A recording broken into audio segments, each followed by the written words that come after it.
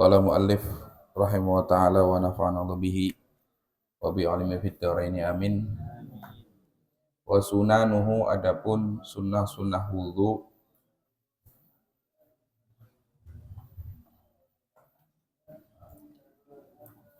itu asyratu asya'a ada 10.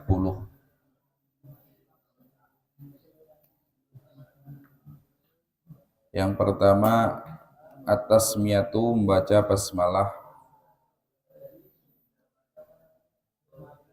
Di situ di cetakan antum ada nomornya enggak?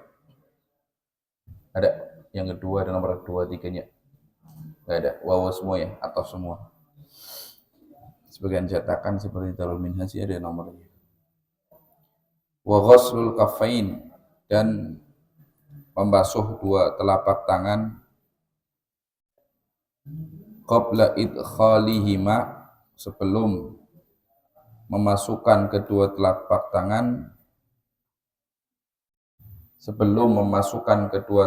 tangan al-ina'a ke dalam bejana.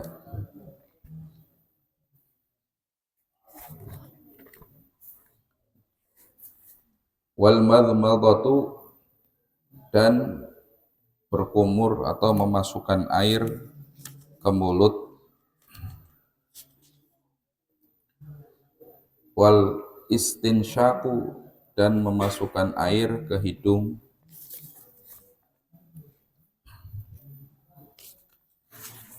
Wa mashu jami'i ra'si dan mengusap semua kepala.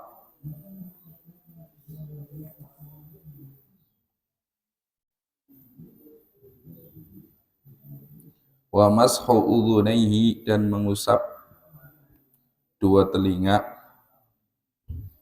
Zahirihima bagian luarnya, wa batinihima dan bagian dalam daripada dua telinga.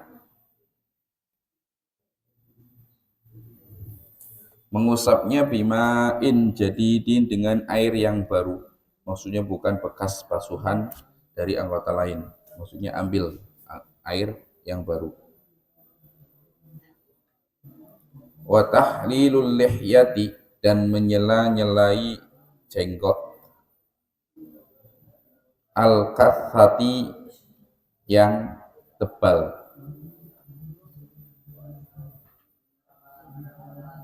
Wa tahlilu asabi'il yadaini dan menyela-nyelai jari-jari kedua tangan. Warijlaini dan kedua kaki.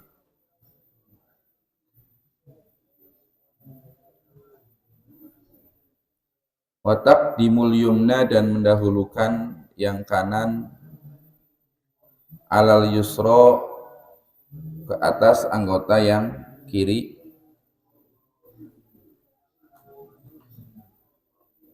Wat taharatu dan bersuci, maksudnya di sini membasuh dan mengusap salasan 3 kali atau istilah lain ulama at-taslits meniga-kalikan.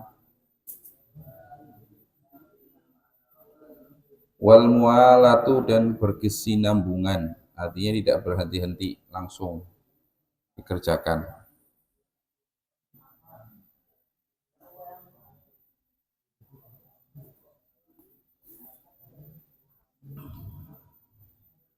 Masuk ke pembahasan sunnah-sunnah wudu. Mu'allif rahimahu wa ta'ala menyebutkan hanya ada 10. Sebagian ulama menyebutkan sunnah-sunnah wudu ada yang sampai 70. Ya, 70 sunnah-sunnah wudu.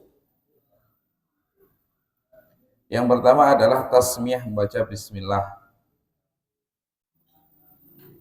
Di kitab lain sebelumnya juga membaca ta'awudz, a'udzubillahi minasyaitonirrajim, juga sunnah.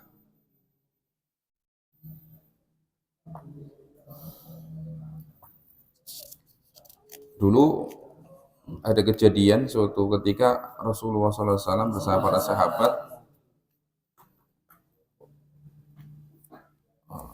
ketika itu keadaan lagi langka air. airnya lagi sedikit, sahabat pada cari air, nggak menemukan. Kemudian Rasulullah SAW bertanya kepada para sahabat, ada yang bawa air? Walaupun sedikit, ada. Ternyata ada yang bawa air. Sini, apa namanya, airnya, bejananya. Satu bejana doang kala itu. Nah, setelah diminta, Rasulullah SAW berkata, tawaddu'u bismillah. Ya, wudulah kalian dengan menyebut nama Allah. Kemudian Rasulullah SAW memasukkan tangannya ke bejana tersebut. Kata para sahabat, saya melihat air mengalir daripada antara jari-jari Rasulullah SAW. Itu jari-jari apa namanya, air mukjizat daripada Rasulullah SAW. Satu bejana kala itu kata para sahabat cukup untuk wudhu 70 orang. Nah, itu karena tadi ada air yang memancar dari jari-jarinya. Ya.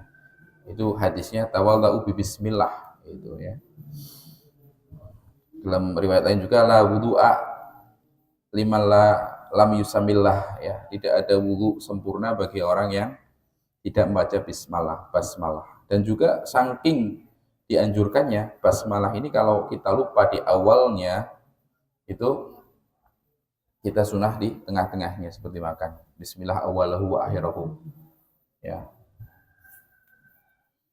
Nah, yang kedua, ghaslul kafaini, membasuh kedua tangan sebelum dimasukkan ke bejana. Ini kalau wudhunya itu dimasukkan, bukan pakai keran. Ya. Jadi kan tangan itu kadang ada kotor, kadang enggak. Kalau tangannya itu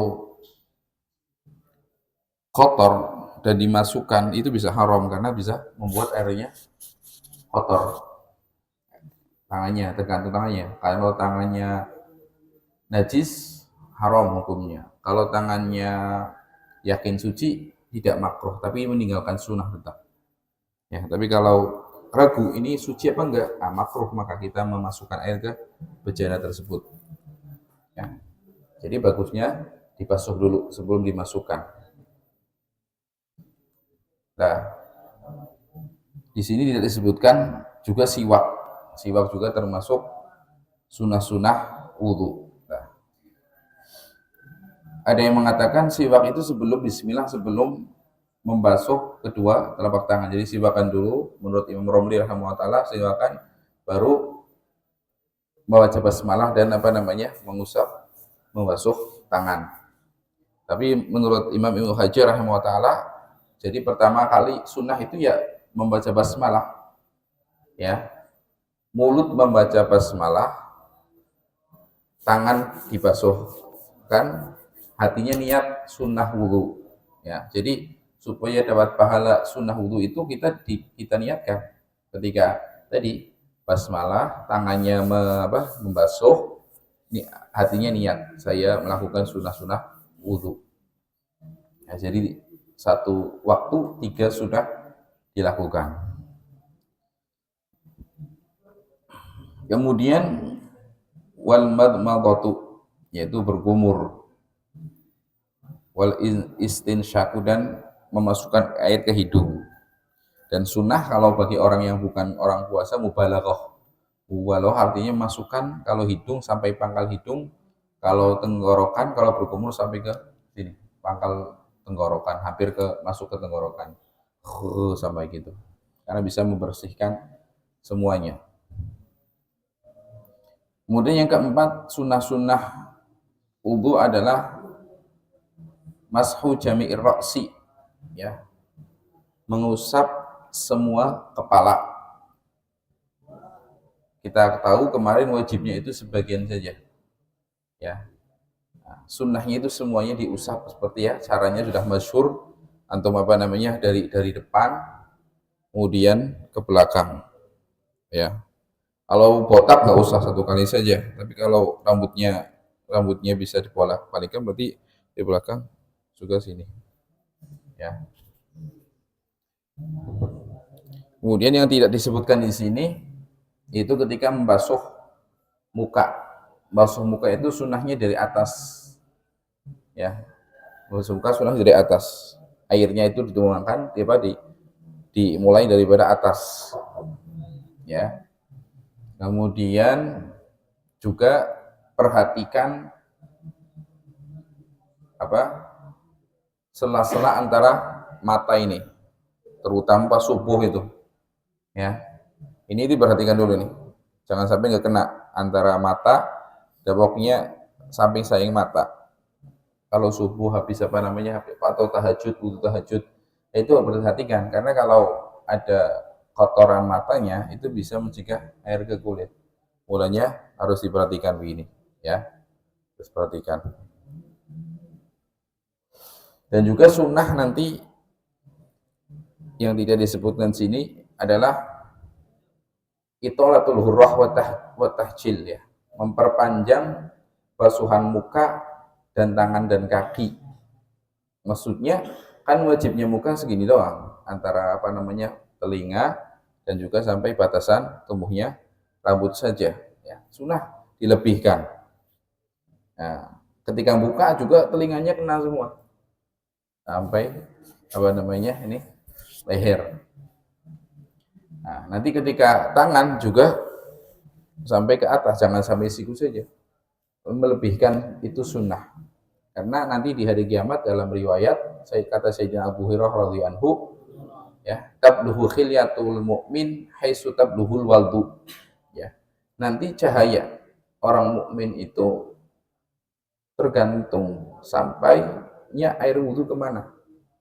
Kalau wudhunya itu sampai siku saja, ya udah cahayanya dari sampai siku saja. Tapi kalau cahayanya nanti pas lagi tangan sampai sampai atas, paling enggak sampai pertengahan lengan atas, nah, nanti cahayanya banyak juga.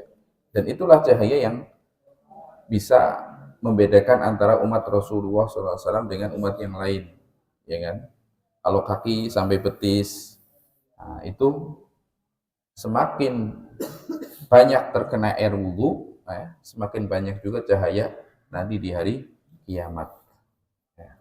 Jadi jangan pelit-pelit, tinggal dibasuhkan, diataskan sampai ke pergelangan.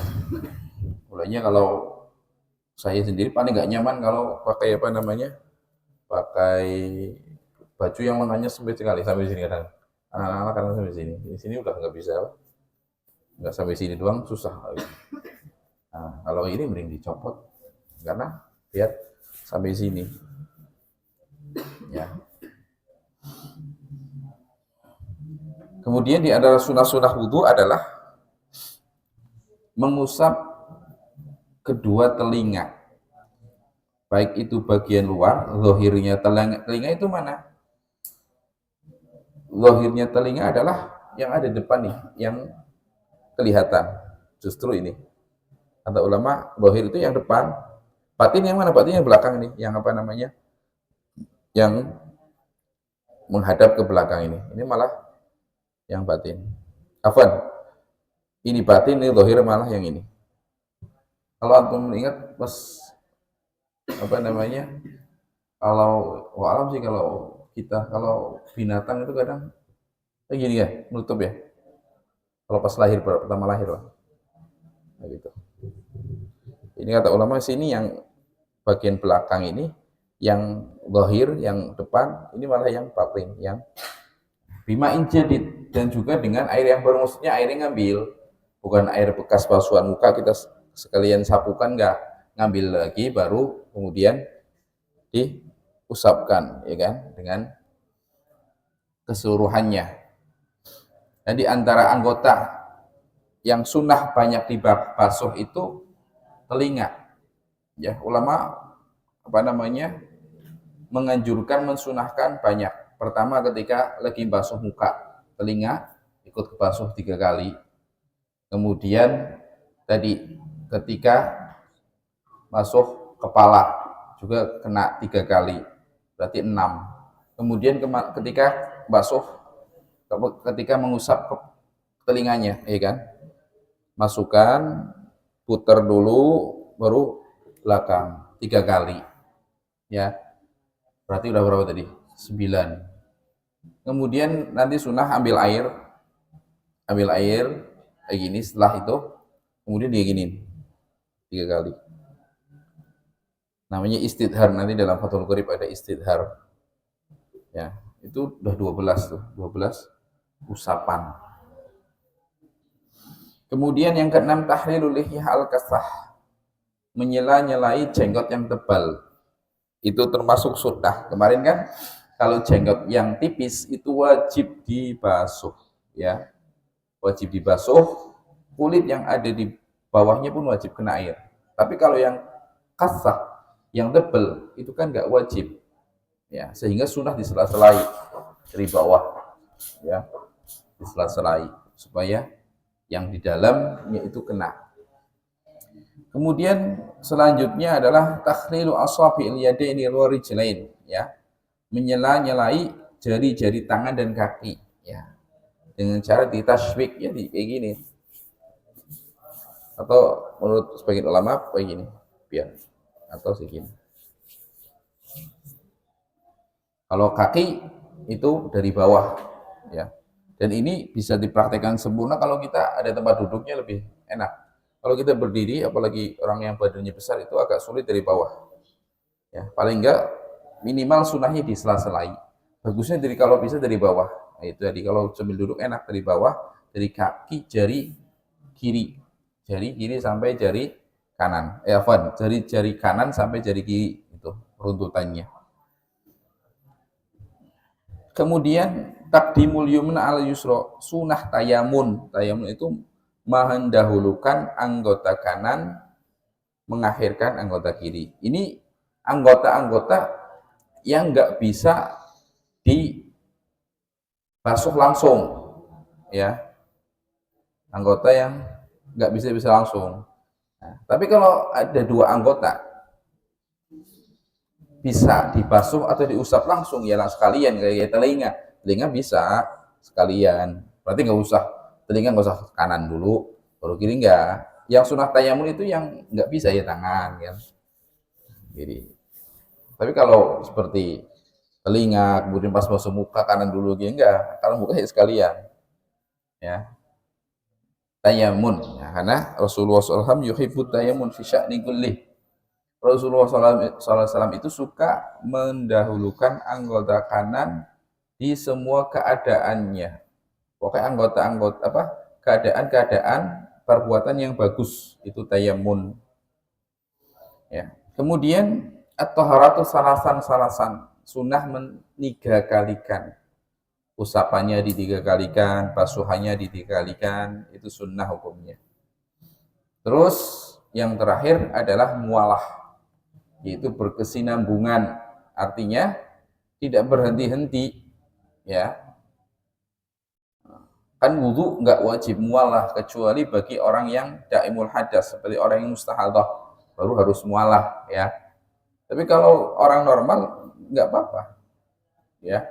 Sekarang wudu mukanya saja, nanti setelah taklim tangannya, nanti mau zuhur mau sholat baru kepala kaki, itu boleh, ya. Tapi sunnah mualah langsung. Gobet mualah tadi, sekiranya ketika kita membasuh anggota kedua, yang pertama belum kering, itu batasan mualah, ya. Ketika membasuh tangan, basuhan mukanya belum kering, itu masih disebut mualah. Nggak langsung nggak. Yang penting tadi ketika membasuh anggota kedua, anggota pertamanya belum kering, ya, belum kering, itu termasuk mualah, berkesinambungan. Dan juga sunnah-sunnah yang belum disebutkan diantaranya, ya, adalah doa ketika setelah wudhu, ya. Ada tambahan juga dalam kitab-kitab yang lain, itu sunnah juga membaca surat Al-Qadar 3 kali itu dalam takbiratus sadidah, kemudian ayatul kursi juga. Setelah itu sunnah juga sholat sunnah wudhu. Kalau kita mau digabungkan silahkan, karena sholat sunnah wudhu termasuk sholat sunnah yang bisa digabungkan dengan yang lain. Umumnya sekalian qobliyah, ya, sekalian sunnah sholat hajat, itu nggak apa-apa, ya. Jadi sunnah-sunnah wudhu, ya, untuk menyempurnakan wudhu.